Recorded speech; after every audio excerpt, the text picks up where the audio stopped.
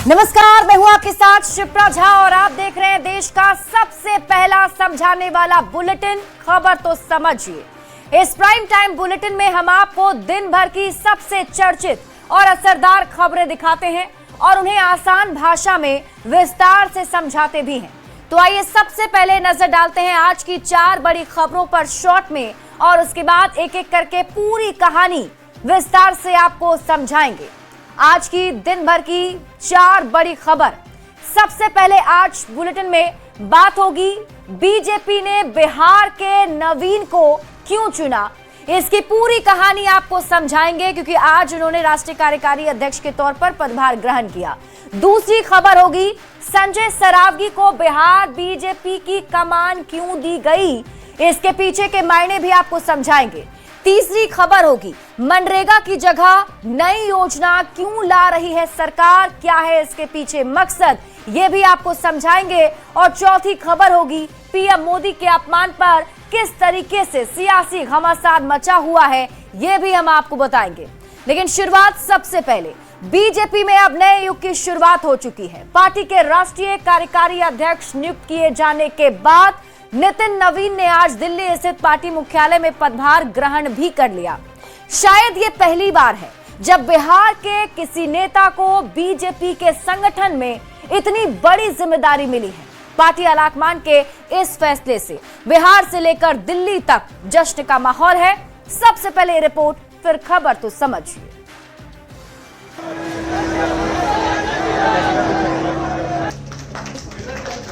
और इसी के साथ देश ही नहीं दुनिया की सबसे बड़ी पार्टी भारतीय जनता पार्टी में नए युग की शुरुआत हो गई।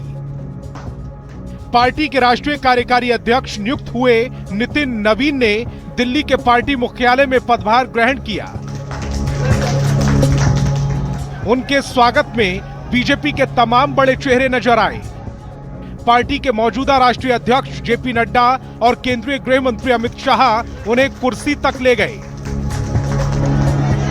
तमाम बड़े लोग और हजारों कार्यकर्ताओं की मौजूदगी में दिल्ली के दीनदयाल उपाध्याय मार्ग स्थित पार्टी हेडक्वार्टर की रौनक देखने लायक थी।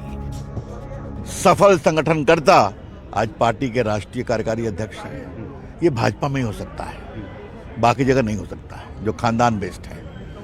और वो मेरी कंस्टिट्यूएंसी से आते हैं, पटना साहिब। मैं उन्हीं के विधानसभा में वोटर भी हूँ। बेहद ही सरल, सहज और सुलभ व्यक्तित्व के धनी नितिन नवीन पटना के बांकीपुर सीट से 5 बार के विधायक हैं और बिहार सरकार में पथ निर्माण मंत्री की जिम्मेदारी संभाल रहे हैं। यही नहीं, पार्टी में संगठन के हर स्तर पर काम किया है। युवा मोर्चा, राज्य सरकार और राष्ट्रीय संगठन तक का सफर तय किया। पार्टी में उन्हें एक अनुशासनात्मक ऑर्गेनाइजर, स्ट्रॉन्ग स्ट्रेटेजिस्ट माना जाता है। बांकीपुर सीट से लगातार 5 बार विधानसभा चुनाव जीते हैं। वैसे तो नितिन नवीन को राजनीति विरासत में मिली। पिता नवीन किशोर सिन्हा की गिनती बीजेपी के वरिष्ठ नेताओं में होती थी। पटना वेस्ट सीट से पिता 3 बार विधायक रह चुके थे। अचानक पिता के निधन के बाद 2006 में नितिन नवीन ने विधानसभा का चुनाव लड़ा और तब से लेकर अब तक लगातार 5 बार चुनाव जीतते रहे। राजनीति की शुरुआत भारतीय जनता पार्टी युवा मोर्चा से की। बीजेवाईएम के राष्ट्रीय महामंत्री और बिहार प्रदेश अध्यक्ष के तौर पर काम किया। यही नहीं, अलग अलग राज्यों में प्रभारी की भूमिका भी नितिन नवीन ने खुद को साबित किया। संगठनात्मक स्तर पर बीजेपी ने बड़ा और बेहद अहम फैसला उनकी संगठन क्षमता और चुनावी रणनीति, प्रशासनिक अनुभव और जमीनी पकड़ को ध्यान में रखते हुए लिया है। बीजेपी के अंदर यह नियुक्ति आने वाले लोकसभा और विधानसभा चुनावों के लिहाज से बेहद अहम मानी जा रही है। अब नितिन नवीन की भूमिका केवल बिहार या किसी एक राज्य तक सीमित नहीं रहेगी, बल्कि वे देश भर में संगठनात्मक फैसले, चुनावी तालमेल और रणनीति में निर्णायक भूमिका निभाएंगे। पार्टी नेतृत्व को भरोसा है कि नितिन नवीन की राजनीतिक समझ, प्रशासनिक अनुभव और रणनीतिक सोच बीजेपी को आने वाले चुनावों में और मजबूती देगी। न्यूज 18 के लिए दिल्ली से अमितेश सिंह और पटना से अमित कुमार के साथ ब्यूरो रिपोर्ट। और अब आप खबर तो समझिए, वर्तमान बीजेपी के राष्ट्रीय अध्यक्ष का कार्यकाल खत्म हो चुका है, यानी कि जेपी नड्डा को 2 साल से एक्सटेंशन मिल रहा है और 14 दिसंबर को बीजेपी ने बहुत बड़ा फैसला लिया।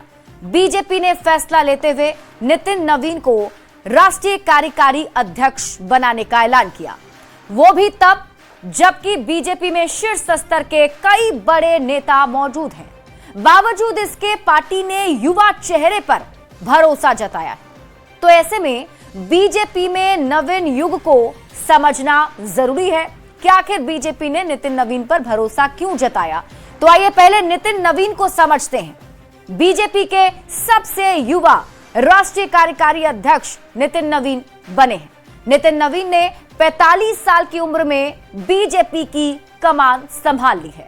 मतलब ये कि 45 की बीजेपी हुई, यानी कि बीजेपी पार्टी को बने हुए 45 साल हुए हैं और 45 साल के नितिन नवीन को उस पार्टी का राष्ट्रीय कार्यकारी अध्यक्ष चुना गया है। ऐसे में यह समझना जरूरी है कि नितिन नवीन को बीजेपी की कमान आखिर क्यों मिली। तो एक कर्मठ कार्यकर्ता के रूप में नितिन नवीन की पहचान है, एक युवा और परिश्रमी नेता के तौर पर इनकी पहचान है। संगठन का भी नितिन नवीन को काफी अच्छा खासा अनुभव रहा है। विधायक और मंत्री के रूप में उन्होंने अनुभव तो लिया ही है, जमीन पर भी काम करने के लिए नितिन नवीन जाने जाते हैं। यही नहीं, नितिन नवीन सहज और सरल व्यक्तित्व के धनी हैं। नितिन नवीन ने संगठन के हर स्तर पर काम किया है। नितिन नवीन ने संगठन के हर स्तर पर काम करके अपनी पहचान बनाई है। बिहार युवा मोर्चा के अध्यक्ष रहते हुए संगठन को उन्होंने मजबूत करने की कोशिश की, तो वहीं दूसरी ओर छत्तीसगढ़ के प्रभारी की जिम्मेदारी जब उन्हें मिली तो उसे बखूबी निभाया। नितिन नवीन के प्रभारी रहते ही बीजेपी ने छत्तीसगढ़ में कांग्रेस को हटाकर अपनी सरकार बनाई थी। नितिन नवीन पर केंद्रीय नेतृत्व ने भरोसा क्यों जताया है वो आपको आसानी से समझा जा सकता है कि छत्तीसगढ़ के प्रभारी के तौर पर एक अहम जिम्मेदारी नितिन नवीन को जब दी गई तो उन्होंने बखूबी इसे निभाया। बूथ लेवल मैनेजमेंट हो, संगठन विस्तार हो या फिर चुनावी तालमेल, इन सब पर उनका फोकस था। बेहतर संगठन शक्ति के दम पर ही छत्तीसगढ़ में बीजेपी को बड़ी जीत नितिन नवीन के नेतृत्व में ही मिली थी। इसके अलावा कुछ और भी कई खास बातें हैं जिसने नितिन नवीन को बीजेपी के बिल्कुल शीर्ष पद पर पहुंचा दिया है। दरअसल पश्चिम बंगाल में विधानसभा का चुनाव है और नितिन नवीन की जो जाति है वो कायस्थ है, कायस्थ समाज से आते हैं। पश्चिम बंगाल की अगर हम बात करें तो वहां पर कायस्थ समाज का काफी ज्यादा अच्छा प्रभाव है। और ये भी बता दें कि आजादी के बाद 37 साल तक कायस्थों के हाथ में सत्ता रही है। नितिन नवीन की नियुक्ति से बंगाली भद्रलोक को इंप्रेस करने की एक कोशिश भी हो सकती है और यही वजह है कि ये बड़ा मास्टर स्ट्रोक बीजेपी की तरफ से खेला गया है। बढ़ते आगे और बात अगली खबर की। बिहार की राजनीति में बड़े बड़े बदलाव देखने को मिल रहे हैं। बीजेपी के राष्ट्रीय नेतृत्व ने दरभंगा से विधायक संजय सरावगी को तत्काल प्रभाव से बिहार बीजेपी का नया प्रदेश अध्यक्ष नियुक्त कर दिया है। प्रदेश अध्यक्ष बनाए जाने पर संजय सरावगी ने केंद्रीय नेतृत्व को धन्यवाद दिया। सबसे पहले आपको रिपोर्ट दिखाते हैं, फिर खबर समझाएंगे। अभी बीजेपी कार्यकर्ता नितिन नवीन को पार्टी का नया राष्ट्रीय कार्यकारी अध्यक्ष बनाने का जश्न ही मना रहे थे। राजनीतिक समीक्षक और बाकी पार्टियों के नेता ये समझने में लगे थे कि बीजेपी के शीर्ष नेतृत्व ने नितिन नवीन को पार्टी की कमान क्यों सौंपी। इसी बीच बीजेपी ने एक और बड़ा बदलाव कर दिया, बिहार बीजेपी को नया अध्यक्ष दे दिया। केंद्रीय नेतृत्व ने बिहार बीजेपी की कमान संजय सरावगी को सौंपी है। संजय सरावगी दरभंगा शहरी सीट से विधायक हैं, जिन्हें बिहार बीजेपी का नया अध्यक्ष बनाया गया है। संजय सरावगी मिथिलांचल में पार्टी का चर्चित और पुराना चेहरा माने जाते हैं। छात्र जीवन में अखिल भारतीय विद्यार्थी परिषद से राजनीति की शुरुआत करने वाले संजय को काफी अनुभवी नेता माना जाता है। नितिन नवीन की तरह इन्होंने भी भारतीय जनता पार्टी युवा मोर्चा में काफी अच्छा काम संगठन के लिए किया है। 2005 से लेकर 2025 तक लगातार 5 बार संजय सरावगी दरभंगा सीट से बीजेपी के विधायक रहे हैं। सरावगी अब दिलीप जायसवाल की जगह लेंगे। संजय सरावगी भी दिलीप जायसवाल की तरह वैश्य समुदाय से ही आते हैं, जो बीजेपी का कोर वोटर है। करके दिखाती है। मुझे इतना बड़ा दायित्व पार्टी ने सौंपा है। हम लोग ईमानदारी पूर्वक पार्टी को और मजबूत कैसे किया जाए और सरकार से कैसे समन्वय बनाकर कैसे पार्टी आगे बढ़े, इसके लिए प्रयास करें। बीजेपी के मौजूदा प्रदेश अध्यक्ष दिलीप जायसवाल को नई एनडीए सरकार में मंत्री बनाया गया था, लेकिन संजय सरावगी को नीतीश कैबिनेट में दोबारा रिपीट नहीं किया गया था। उसी समय से ये चर्चा थी कि संजय को प्रदेश में कोई बड़ी जिम्मेदारी दी जा सकती है। ये डबल डोज है, एक डोज कल मिला था, आज दूसरा डोज है, बूस्टर डोज मिला है। बिहार मजबूती के साथ, जिस तरह मोदी जी और नीतीश जी के साथ खड़ा रहा है, बिहार में अब संगठन का काम संजय सरावगी ही देखेंगे, ये ऐलान हो गया है। सरावगी अब बिहार बीजेपी के नए बॉस बन गए हैं। पार्टी नेताओं ने उम्मीद जताई है कि उनके अध्यक्ष बनने से राज्य में संगठन और मजबूत होगा। न्यूज़ 18 के लिए पटना से शैलेंद्र कुमार के साथ ब्यूरो रिपोर्ट। और अब आप खबर तो समझिए, संजय सरावगी को बिहार बीजेपी की कमान सौंप दी गई है, यानी कि बिहार बीजेपी के अध्यक्ष संजय सरावगी बन चुके हैं। दिलीप जायसवाल की जगह अब संजय सरावगी बिहार के प्रदेश अध्यक्ष बने हैं। इससे पहले दिलीप जायसवाल ही ये पदभार संभाल रहे थे और अब संजय सरावगी को जिम्मेदारी दी गई है। अब आप खबर तो समझिए, बिहार बीजेपी को क्यों मिला नया अध्यक्ष, ये भी आप जान लीजिए। तो बीजेपी में एक नेता एक पद की पॉलिसी रही है, यानी कि अगर एक व्यक्ति है तो उसे सिर्फ एक ही पद मिल सकता है। दिलीप जायसवाल बिहार सरकार में मंत्री हैं और दिलीप जायसवाल की जगह पर अब संजय सरावगी को बीजेपी प्रदेश अध्यक्ष की कमान सौंप दी गई है। संजय सरावगी पर बीजेपी ने भरोसा क्यों जताया, इन्हें ही क्यों प्रदेश अध्यक्ष बनाया गया, इसे भी अब समझ लेते हैं। तो बीजेपी का पिछड़ा वर्ग पर फोकस है और पिछड़ा वर्ग से ही संजय सरावगी आते हैं। तो ऐसे में बीजेपी ने बिहार में खास तौर पर पिछड़ा वर्ग को साधने की कोशिश की है और यही वजह है कि बीजेपी के बड़े चेहरे के तौर पर संजय सरावगी जाने जाते हैं, तो उन्हें ये जो पद है वो दिया गया है। ऐसे में देखना दिलचस्प होगा कि संजय सरावगी अब किस तरीके से पार्टी को बिहार में और मजबूत करते हैं। बढ़ते हैं आगे और बात अगली खबर की। मोदी सरकार मनरेगा योजना को खत्म करने के लिए संसद में एक नया विधेयक लाने की तैयारी में है। प्रस्तावित कानून का नाम जी राम जी विधेयक रखा गया है, यानी कि विकसित भारत गारंटी फॉर रोजगार एंड आजीविका मिशन। बीजेपी जहां इसे पहले मनरेगा कानून से बेहतर बता रही है, वहीं कांग्रेस ने योजना से महात्मा गांधी का नाम हटाने पर सवाल उठाए हैं। सबसे पहले ये रिपोर्ट, फिर खबर तो समझिए।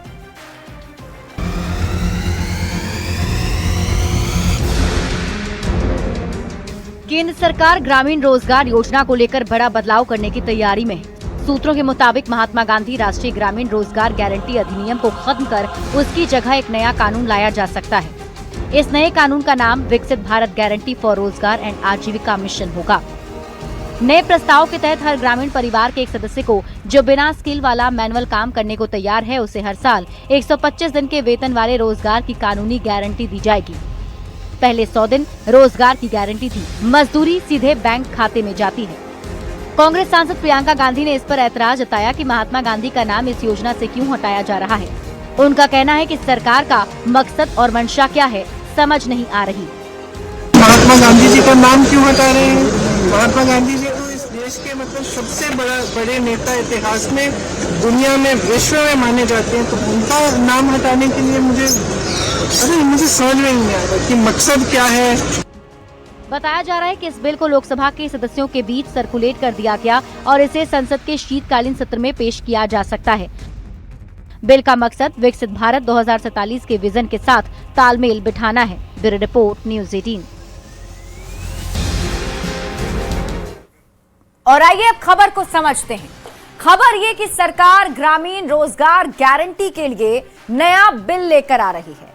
मनरेगा की जगह नए बिल की तैयारी है और जल्द ही सदन में इस बिल को पेश करेगी सरकार। मनरेगा की जगह विकसित भारत जी राम जी योजना लाने जा रही है सरकार। ये बड़ी तैयारी सरकार की है।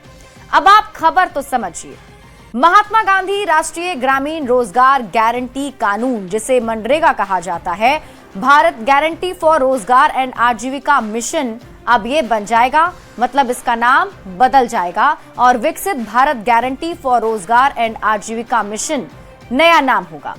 नए बिल का उद्देश्य क्या है, अब आप इसे समझिए। तो विकसित भारत 2047 के अनुरूप ग्रामीण विकास का नया ढांचा तैयार करना है, यानी कि ग्रामीण इलाके में विकास की पैठ बनानी है। नए बिल में नया क्या होने वाला है, अब आप ये समझिए। तो रोजगार की इसमें गारंटी जो है 125 दिन की होगी, जबकि इसके पहले मनरेगा के तहत 100 दिन की गारंटी हुआ करती थी। अब आपको बताते हैं कि पहले जो खर्च है वो केंद्र उठाया करता था और अब राज्यों को भी 10 से 40% तक इसमें खर्च देना पड़ेगा, यानी कि जो मजदूरों को मिलेगी वो पहले सिर्फ केंद्र सरकार देती थी, लेकिन अब राज्य सरकार भी उसमें भागीदारी निभाएगी। नए बिल में और नया क्या है, अब आप वो समझिए। तो बुआई कटाई के समय 60 दिन रोजगार नहीं, ताकि मजदूर उपलब्ध रहें। तो ये प्लानिंग के तहत ये बिल सरकार लेकर आ रही है। मनरेगा जैसी योजना से जुड़ी जरूरी जानकारी भी अब आप जान लीजिए। इससे पहले देखिए, उद्देश्य ये था कि ग्रामीण इलाकों में जो परिवार रहते हैं, हर परिवार को काम मिल सके और कम से कम 100 दिन वो काम करें, तो उस हिसाब से मजदूरी उन्हें मिल सके। इसमें किसको काम मिलता था, अब आप ये भी समझ लीजिए। तो 18 से ज्यादा उम्र का कोई भी व्यक्ति मनरेगा के लिए आवेदन कर सकता था। पैसे कैसे मिलते थे, तो मजदूरी का जो भुगतान है वो सीधे बैंक या फिर पोस्ट ऑफिस के खाते में जाया करती थी। कौन सा काम करना होता था, तो इसमें सड़क, तालाब, नहर, खेतों की मेड़, जल संरक्षण, ये सभी काम शामिल थे जिसमें मजदूरों की आवश्यकता पड़ती थी।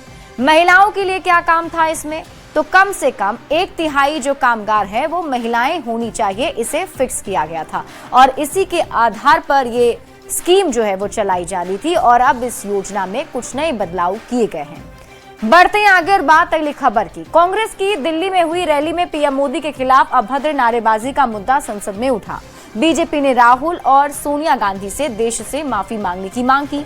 प्रियंका गांधी ने कहा कि रैली में किसने क्या कहा ये किसी को पता नहीं, बीजेपी बगैर किसी बात के मुद्दा बना रही है। सबसे पहले आप रिपोर्ट देखिए, फिर खबर तो समझिए। इनको देश से माफी मांगनी चाहिए। प्रधानमंत्री मोदी जी का कमर खोदने के लिए इन्होंने नारा लगाया। पीएम मोदी के अपमान को लेकर संसद में सियासी संग्राम जारी रहा। संसद में कार्यवाही शुरू होने के बाद जमकर हंगामा हुआ। शोरगुल और अव्यवस्था के कारण दोनों सदनों की कार्यवाही स्थगित करनी पड़ी। लोकसभा में केंद्रीय मंत्री किरेन रिजिजू, जबकि राज्यसभा में केंद्रीय मंत्री जेपी नड्डा ने प्रधानमंत्री मोदी के कथित अपमान का मुद्दा उठाया। जेपी नड्डा ने सोनिया गांधी से माफी मांगने की मांग भी की। इस तरीके की बात कहना एक प्रधानमंत्री जी के खिलाफ और मृत्यु की कामना करना, यह अपने आप में बहुत ही निंदनीय है। इसके लिए हमारे नेता प्रतिपक्ष और कांग्रेस पार्टी के नेता यहाँ बैठी हैं, आदरणीय सोनिया गांधी जी, इनको देश से माफी मांगनी चाहिए। बीजेपी के आरोपों पर प्रियंका गांधी ने कहा कि ये सब सुनी सुनाई बातें हैं, किसने क्या कहा ये किसी को नहीं पता। बीजेपी मुद्दों से ध्यान भटका रही है। हम लोग आपस में बात कर रहे थे कि किसने कहा ये सब, हमें तो मालूम ही नहीं है। हमें मंच पे तो बिल्कुल ऐसा नहीं हुआ। फिर पता चला कि पब्लिक में किसी ने इंटरव्यू दिया, पब्लिक में कोई कह रहा है, कोई कार्यकर्ता है या कौन है, किसी को मालूम भी नहीं है कौन है, उनको खुद नहीं मालूम कौन है। रविवार को रामलीला मैदान में एसआईआर के खिलाफ राहुल गांधी ने रैली की थी। बीजेपी का आरोप है कांग्रेस पार्टी की रैली में नारे लगे कि मोदी तेरी कब्र खुदेगी, आज नहीं तो कल खुदेगी। बीजेपी ने कहा कि ऐसे नारे कांग्रेस पार्टी की सोच और मानसिकता को दिखाता है। Bureau report, news 18। और आइए अब खबर को समझ लेते हैं। देखिए, प्रधानमंत्री नरेंद्र मोदी के अपमान को लेकर बीजेपी ने हंगामा किया और बीजेपी ने कांग्रेस पर कई आरोप लगाए। बीजेपी का आरोप है कि कांग्रेस की रैली में अपमानजनक नारे लगे, पीएम मोदी के खिलाफ अपमानजनक नारे लगे थे। दरअसल रामलीला मैदान में एक रैली आयोजित की गई थी और इसी रैली में बीजेपी का आरोप है कि कांग्रेस की रैली में अपमानजनक नारे लगाए गए, पीएम मोदी के लिए गलत शब्दों का इस्तेमाल किया गया। कांग्रेस रैली में लगे नारों पर बीजेपी काफी ज्यादा नाराज है और इसे लेकर सियासी घमासान मचा हुआ है। संसद में बीजेपी नेताओं ने विरोध भी जताया और यही नहीं, उन्होंने कहा कि राहुल गांधी और सोनिया गांधी को इसके लिए देश से माफी मांगनी चाहिए। बीजेपी के आरोपों पर प्रियंका गांधी ने क्या कहा, अब आप वो भी समझिए। प्रियंका गांधी ने कहा कि मंच से ऐसा कुछ भी नहीं हुआ है, किसने नारा लगाया ये भी पता नहीं है। बीजेपी मुद्दों से ध्यान भटकाने की कोशिश कर रही है, इसलिए ये मुद्दे उठाए जा रहे हैं। पीएम मोदी के अपमान पर सियासी घमासान को आप समझिए। नरेंद्र मोदी देश के प्रधानमंत्री हैं और देश के प्रधानमंत्री के लिए अपमानजनक नारे क्यों लगाए गए, ये बड़ा सवाल है। सवाल ये, जब जब मोदी को गाली दी गई, नुकसान विपक्ष का ही हुआ है। बिहार चुनाव से पहले भी कांग्रेस के कार्यक्रम में ऐसी बात हुई थी। बिहार में कांग्रेस महज 6 सीट पर सिमट गई थी और एक बार फिर से पीएम मोदी के अपमान को लेकर के हंगामा बरकरार है। इसी के साथ इस बुलेटिन में अभी के लिए बस इतना ही। आप देखते रहिए न्यूज़ 18 बिहार झारखंड।